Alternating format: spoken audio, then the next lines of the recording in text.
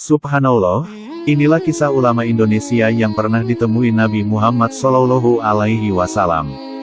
Meskipun Rasulullah sudah wafat lebih dari 1000 tahun yang lalu, tetapi ada banyak sekali orang-orang Indonesia dan di dunia yang pernah berjumpa dengan Nabi Muhammad SAW. Siapa yang tidak bahagia apabila bisa bertemu dengan utusan Allah yaitu Nabi Muhammad SAW. Seorang sosok idola dan panutan kaum muslim yang memiliki akhlak terpuji dan derajat tinggi dan mulia. Tentunya orang-orang yang pernah berjumpa dengan Nabi adalah orang istimewa dan hal itu nyata benar adanya. Karena tidak ada setan yang mampu menyerupai wajah mulia Nabi Muhammad SAW. Sungguh beruntung orang yang pernah bertemu Nabi meskipun hanya dalam mimpi.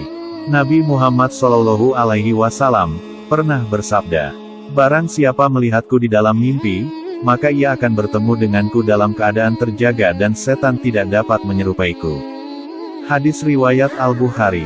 Inilah orang-orang solih yang pernah ditemui Nabi Muhammad SAW dalam mimpi.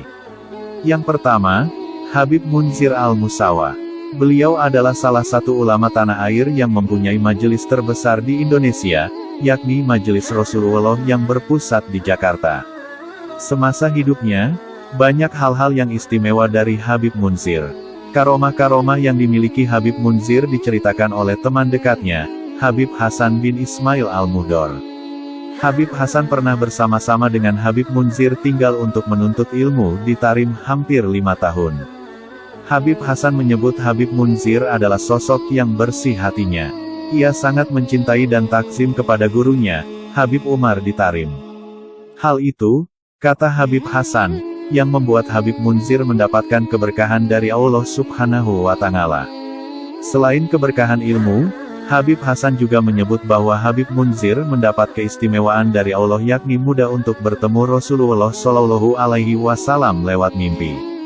Dan yang aneh, boleh percaya atau tidak, dari kita sebagai teman dekatnya percaya, beliau selalu diingatkan oleh Rasulullah SAW tentang umurnya, katanya. "Wahai Munzir, umur kamu tinggal sekian tahun." Kemudian gak lama mimpi lagi dengan Nabi.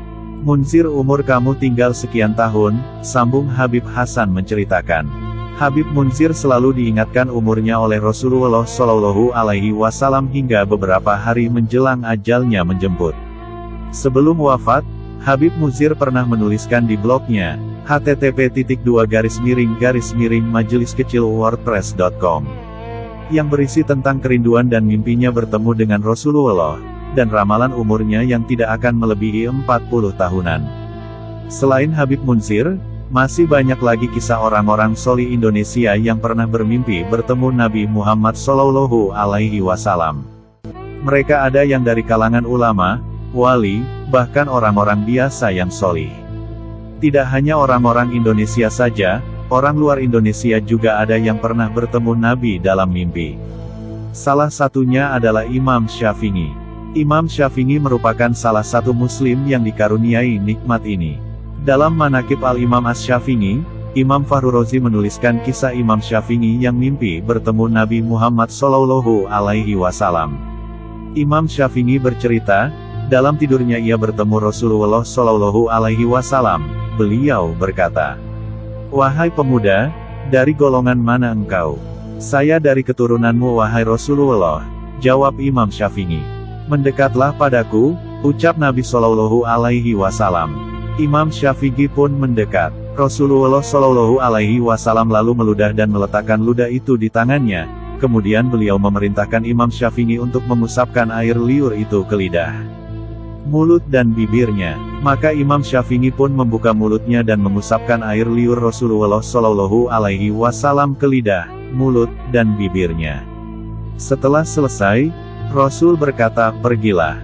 Barakallahu fik, semoga Allah memberkahimu." Meskipun hanya bertemu Nabi Muhammad SAW sebentar saja, mimpi itu terus saja membekas dalam ingatan Imam Syafi'i.